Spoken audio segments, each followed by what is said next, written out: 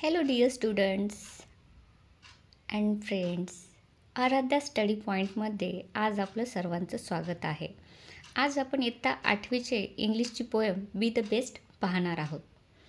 चला तर मग आपण आपल्या व्हिडिओला सुरुवात करूया. बी the best. Be the best म्हणजे काय? सर्वोत्कृष्ट किंवा सर्वात चांगला. बी द बेस्ट म्हणजे काय? सर्वात चांगला. आणि या पोयमचे पोएट आहेत Douglas Malloch. Be the best. Be the best म्हणजे काय? सर्वोत्कृष्ट किंवा सर्वात चांगला. If you can't be a pine on the top of the hill. आता इथे काय म्हटलं बघा, if you can't be a pine, तुम्ही जर त्या टॉप ऑफ द हिल किंवा त्या टेकडीवरचे, हिल म्हणजे काय? त्या टेकडीवरचे, सर्वात उंच टेकडीवरचे पाईन वृक्ष होऊ शकत नसाल, पाईन वृक्षासारखे उंच होऊ शकत नसाल, तर काय सांगितले? Be a scrub in the valley but be. तर काय सांगितले की तुम्ही जर त्या हिलवरचे सगळ्यात उंच पाईन वृक्ष होऊ शकत नसाल तर बी अ स्क्रब, तुम्ही नुसतं स्क्रब तरी बना. स्क्रब म्हणजे काय? एक छोटंसं झुडूप तरी बना. Valley, in the valley. Valley म्हणजे काय? दरी. त्या दरीमधील तुम्ही एखादं छोटंसं झुडूप तरी बना, असं इथं कवीला म्हणायचं आहे. बट बी, परंतु तुम्ही ते नक्की बना. The best little scrub by the side of the reel. परंतु तुम्ही ते छोटंसं स्क्रब कसं बना? त्या रीलच्या, रील म्हणजे काय? ओढा. बघा इथं रीलचा अर्थ दिले अ स्ट्रीम. स्ट्रीम म्हणजे काय? ओढा. काय सांगितलं ते? बी द बेस्ट लिटल स्क्रब. अतिशय चांगलं उत्तम असं तुम्ही झुडूप बना. त्या रीलच्या साईडचं, त्या ओढ्याच्या बाजूचं तुम्ही अतिशय छान असं झुडूप बना. Be a bush if you can't be a tree. आता काय सांगितले? बी अ बश. बश म्हणजे काय? झुडूपच. ब्रश म्हणजे अर्थ काय होतो? झुडूप होतो. तुम्ही जर ट्री बनू शकत नसाल, झाड बनू शकत नसाल, तर तुम्ही एखादं छान झुडूप तरी बना, असं कवीला म्हणायचं आहे. If you can't be a bush be a bit of the grass. आता परत कवी काय म्हणतात?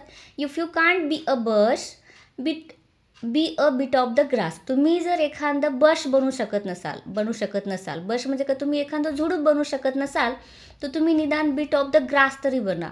बिट ऑफ द ग्रास या शब्दाचा अर्थ काय होतो? एखादं गवताचं पातं तरी बना. And some highway happier make. आणि गवताचं पातं बनवून सम हायवे, हायवे म्हणजे काय? रस्ता, महामार्ग अतिशय छान आनंदी बनवा. आता बघा, आपण रस्त्याच्या बाजूला थोडीशी हिरवळ दिसली की आपला प्रवाससुद्धा आपल्याला कसा सुखद आणि आल्हाददायक वाटत असतो. म्हणून कवी म्हणतायत की तुम्ही एखादं छोटंसं झुडूप बनवू शकत नसाल तर बिट ऑफ द ग्रास म्हणजे काय? गवताचं छोटंसं लहान पातं बनवून एखादा हायवे काय करा? हॅपियर बनवा. If you can't be a muskie then just be a bass. आता बघा, मस्की म्हणजे काय? मोठा मासा. आणि बास म्हणजे काय? छोटा मासा. If you can't be a muskie, तुम्ही जर मोठा मासा बनू शकत नसाल तर तुम्ही काय करा? एखादा छोटा मासा तरी बना. But the liveliest bass in the lake. परंतु त्या तलावातील तुम्ही सर्वात असं जिवंत असं बास बना. असं मरगळलेल्या अवस्थेतली बनू नका, तर चांगलंसं असं मासा बना. If you can't all be a captains we have got to be a crew. आणि काय सांगितले? आपण एखाद्या जहाजावर असेल तर आपण सर्वजण काही कॅप्टन होऊ शकत नसत, परंतु आपण काय बनू शकतो? तिथं क्रू बनू शकतो. क्रू म्हणजे काय बघा? Sellers who work on a ship. म्हणजेच काय? आपण त्या शिपवरचे खलाशी तरी बनू शकतो. आपण सर्वजण जरी कॅप्टन बनू शकत नसेल तर आपण त्या जहाजावरचे खलाशी नक्कीच बनू शकतो. There something for all of us here. आणि तिथे तुम्हाला तुमच्यासाठी करण्यासारखं सगळ्यांसाठीच काही ना काहीतरी असतं. There is a big work to do. तिथं काही मोठं कामं असतील तुम्हाला करण्यासाठी. And there is a lesser to do. आणि तिथे काही लहान कामंसुद्धा असतील तुम्हाला करण्यासाठी. आता कवी म्हणतायत की सर्वच काही जहाजावर कॅप्टन्स होऊ शकत नाहीत, म्हणून तुम्ही काय बना? क्रू बना. आणि काय करा की तुमच्याजवळ असलेलं काम, तुम्ही मोठं असो की छोटं असो, ते काम तुम्ही करा.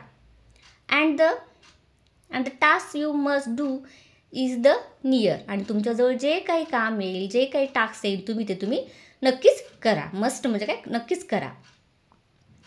बघा, if you can't be a highway then just be a trail. आता काय सांगितलं की तुम्ही जर हायवे बनू शकत नसाल तर ट्रेल म्हणजे काय? बघा इथं ट्रेल म्हणजे अ नॅरो पाथ म्हणजे काय? एक छोटासा अरुंद रस्ता. आता कवी म्हणतायत की तुम्ही हायवे जर बनू शकत नसाल तर एखादा छोटासा अरुंद रस्ता तरी बना. If you can't be the sun be a star. आता काय सांगितले, तुम्ही जर सूर्य बनू शकत नसाल तर एखादे चांदणे तरी बना.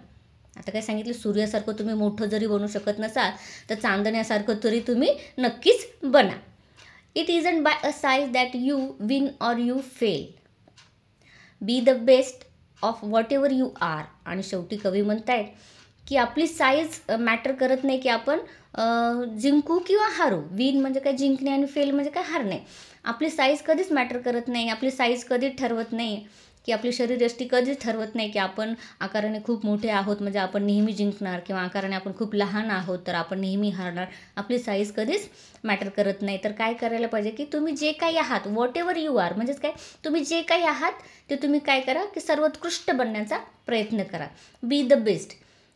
कवी शेवटी सांगतायत की तुम्ही जे काही आहात ते तुम्ही त्यामध्ये सर्वोत्कृष्टपणे बनण्याचा प्रयत्न करा. मग तुम्ही सोल्जर्स असाल तर तुम्ही तुमचं काम अत्यंत चांगल्या प्रकारे करा. तुम्ही डॉक्टर्स असाल तर तुम्ही अतिशय चांगला डॉक्टर बनण्याचा प्रयत्न करा. तुम्ही इंजिनियर असाल तर तुम्ही अतिशय इंजिनियर चांगला बनण्याचा प्रयत्न करा. अशा प्रकारे कवी सांगतायत की तुम्ही जे काही आहात तर तुम्ही काय करा की अतिशय चांगलं बनण्याचा प्रयत्न करा. आता बघा, या कवितेचे पोएट आहेत डग्लस मोलॉक. अशा प्रकारे ही पोयम आपली इथेच संपते. थँक्यू.